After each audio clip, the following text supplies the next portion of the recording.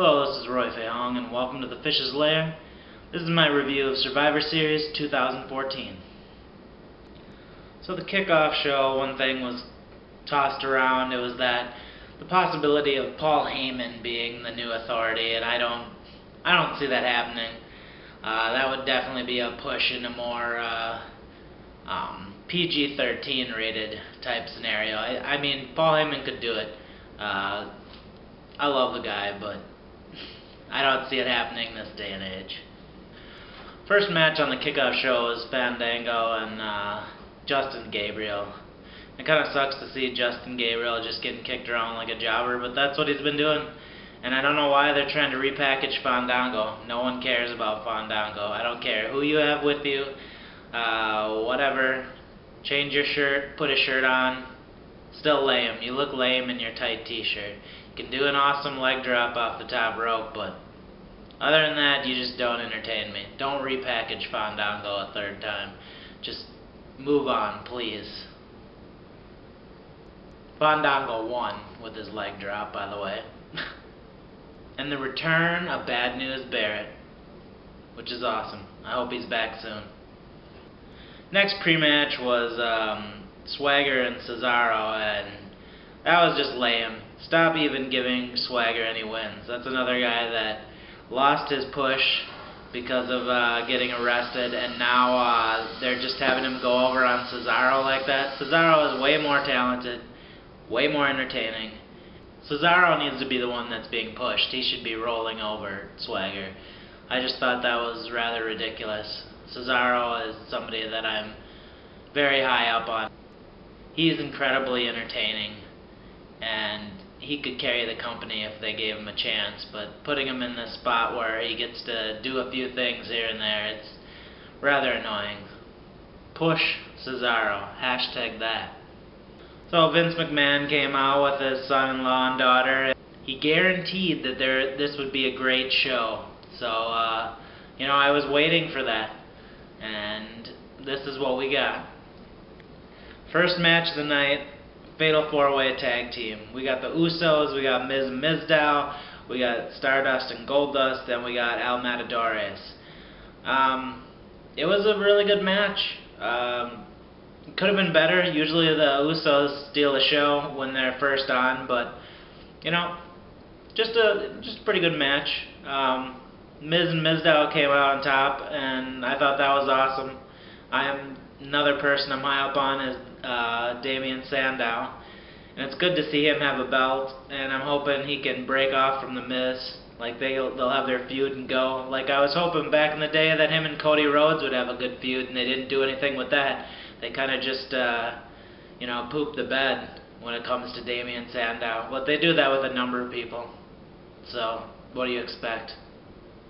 Man, in that match, the crowd was crazy for Mizdow, and hopefully WWE see that these people love Damien Sandow.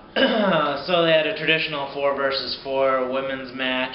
It was really long, if I could say anything about it. The girls were good, but the match seemed way too long, and it was a clean sweep, unfortunately. So I'm glad they got to show. Like, all of them got to do a little something, but it was way too long for the beginning of the show to have them, Paige's team lost, if you were wondering. Natalia's team won. Good guys beat the bad guys, I guess you could say. Ambrose versus Bray Wyatt. Now, this was the match I was most excited for.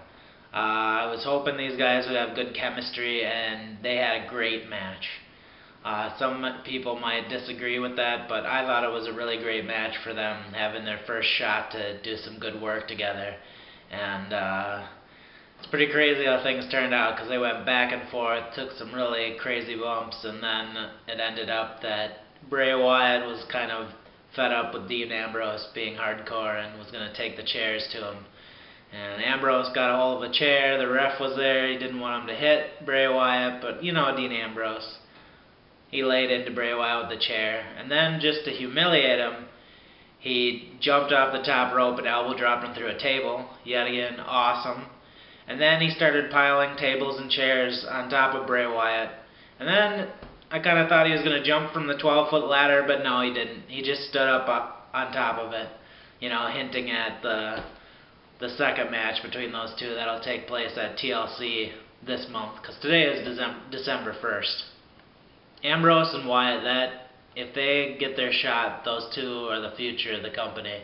I know Rollins can rant and rave about it all he wants, but he hasn't had a good feud with anybody. I mean, you could say the same for Dean Ambrose.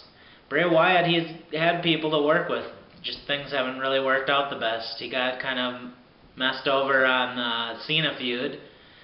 That was just okay. His feud with Jericho, oh man, like the first match, that was so bad. And then it was just, you know, okay. I was really disappointed they didn't have any chemistry, but Ambrose and Wyatt, chemistry. If they have a TLC match next month, who knows what'll happen at Royal Rumble. Hopefully they're in the Rumble and they have a match, but, you know, maybe they'll have a street fight. That would always be good. Those two would be perfect for it. And then after that great match, they got to throw in Adam Rose and that damn rabbit versus Slater and the Gator. I just wish, Adam Rose, another character, super annoying. I hope he does a heel turn and does something interesting, because he's just stupid. I don't want to see that guy. I don't want to see Rusev. I don't want to see Fandango. All of them just need to leave. Curtis Axel, why is he even on a show anymore? He wasn't even on this show, but I'm just saying, people that are boring. Nikki Bella, AJ Lee, Divas title. AJ gets the kiss of death from Bray. It's over. She loses the belt. Lame match.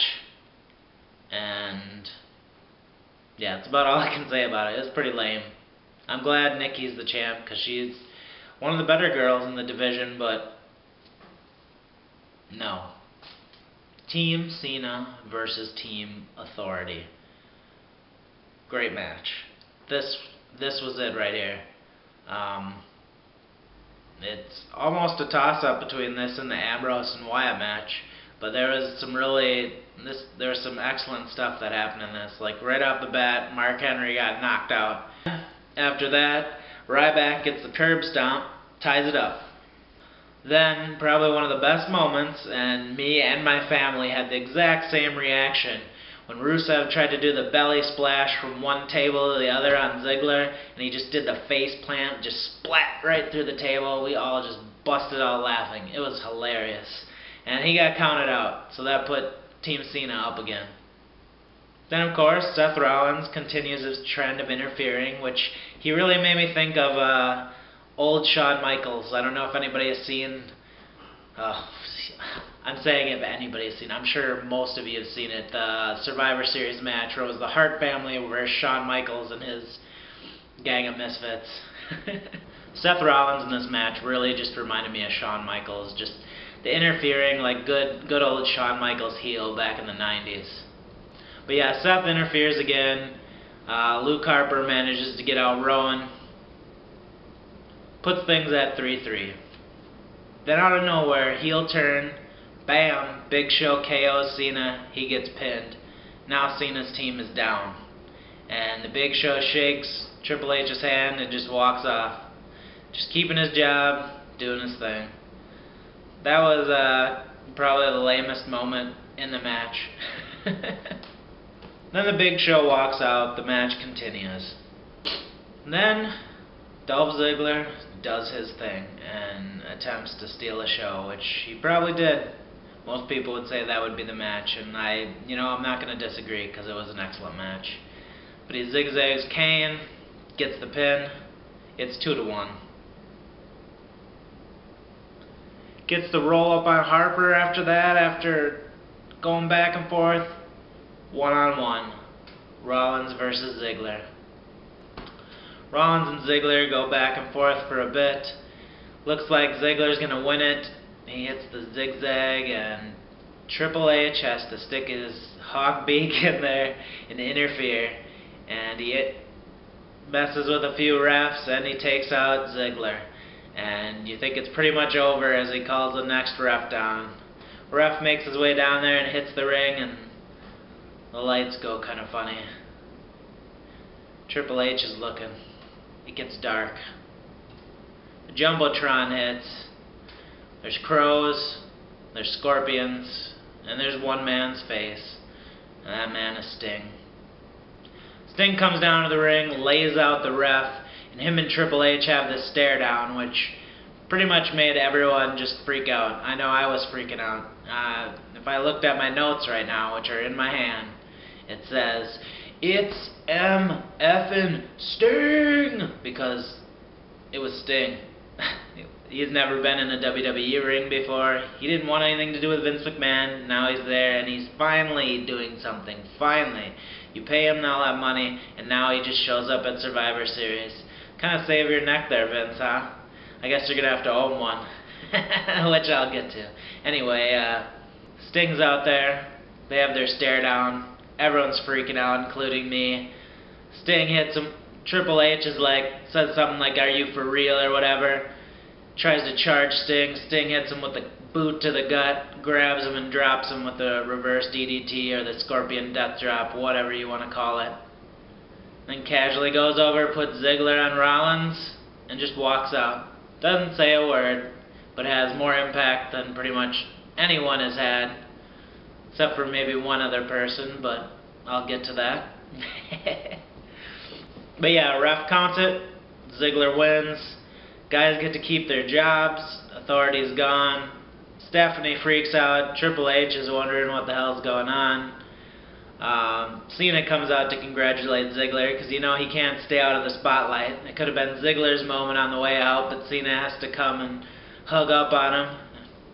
Show him that he's grateful, I guess. I don't know. But Ziggler did it. Ziggler was the man.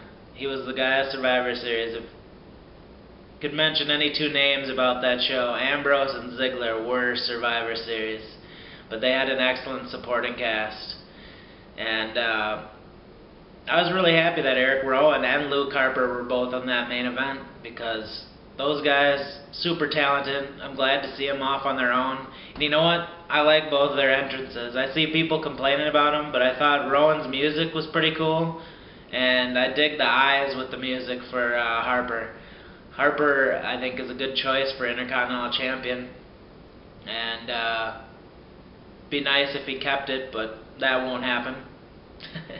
It might have actually already been dropped on SmackDown. I didn't see what happened, actually, so Survivor Series overall was pretty dang good. I have actually watched it 3 times now, something like that, but not in its entirety. I skipped around, obviously, but yeah, I would definitely recommend watching it, and maybe even watching it again if you're a big wrestling fan.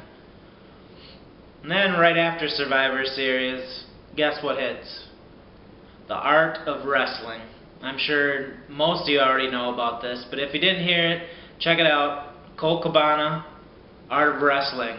Interview with CM Punk, and he talks about a whole long list of things in just his career in WWE, why he left, and it was almost hard to listen to at times. I didn't know what was going on with him. I know he has a huge ego, and you can disagree with me on that, but I think everyone has an ego about something. I could talk about stuff, but you really need to just listen to the interview, and I'll try to link it down below if I can. But I just could not understand why WWE would do that to him. Somebody who carried the company like that. You gave him a title reign, 434 days. It's ridiculous. How can you do that to somebody just in general? I mean, listen to the interview. CM Punk almost died doing what he thought he loved, and he found out it ended up making him miserable. And the people that were supposed to be supporting him, the people that were supposed to be taking care of him, the people that were paying him to pay their bills, to furnish their mansion. Not that CM Punk doesn't have money also, but they really crapped on him. And yeah, it was rough. I was very iffy about Punk. I was happy that he was getting a break and he could get his health in order. But man, I did not know how bad things are. And I have to tell you, CM Punk, I'm happy that you're happy. I don't care if you wrestle again, but if you do, it would make a lot of people happy. So if it's ever your dream, if it's ever the one thing that you're not straight edge for, your one addiction, if it ever becomes wrestling again, make a lot of people happy. Otherwise, keep doing what you're doing, because people are still going to wonder what you're doing. And I'm sure you enjoy the thought of that, and that's probably why you put out the interview too, because you like having that connection with your fans. Whether you're egotistical or not, it doesn't matter. You spoke, sounded truthful enough, and you don't really have a reason to lie. You already have settled things with them. I could go on and on about that yet again, talking about details, but just listen to the interview. It's 2 hours. That's something also that I've listened to about 2.5 times now, so check out that interview. It'll give you some perspective.